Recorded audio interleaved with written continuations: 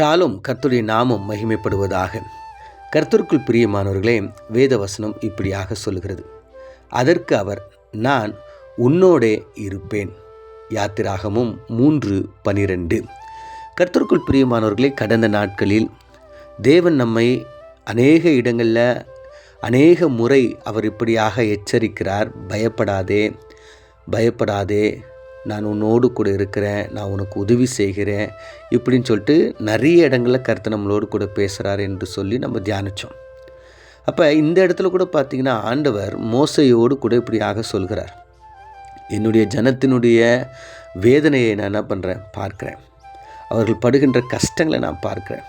அவர்களை நீ போய் என்ன பண்ணணும், மீட்டு கொண்டு வந்து அவர்களை நான் கொடுக்க போகிற அந்த ஆசீர்வாதத்திற்குள்ளாய் நடத்த வேண்டும் என்று மோசே கிட்ட ஆண்டவர் சொல்கிறார். அப்போ மோசே தன்னுடைய மாமா வீட்டில் அவர் இருக்கும் பொழுது அவர் இந்த காரியங்களெல்லாம் கேட்டுட்டு, நான் எப்படி அந்த தேசத்திற்கு போவேன், நான் போனால் எனக்கு அங்கே என்ன நேரிடும், நிறைய விஷயங்களை குறித்து அவர் பயப்படுறார்.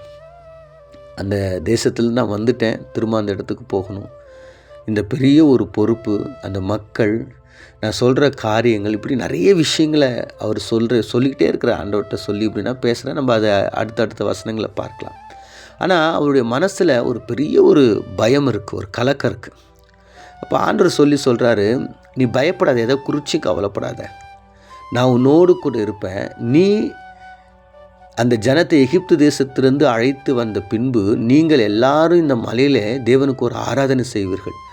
நான் உன்னை அனுப்பினேன் என்பதற்கு இதுவே அடையாளம் என்று ஆண்டவர் சொல்கிறார். கண்டிப்பாக நீங்கள் என்ன பண்ணுவீங்க, போயிட்டு பத்திரமாக நீங்கள் வருவீங்க, வந்து இந்த இடத்துல எனக்கு ஒரு ஆராதனை செய்வீங்க.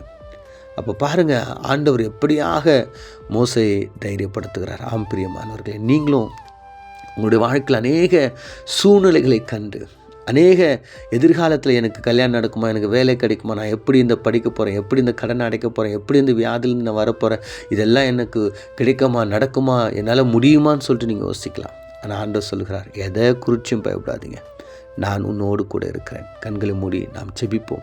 எங்களை அதிகமாய் நேசிக்கிறேன் எங்கள் நல்ல தகப்பனே.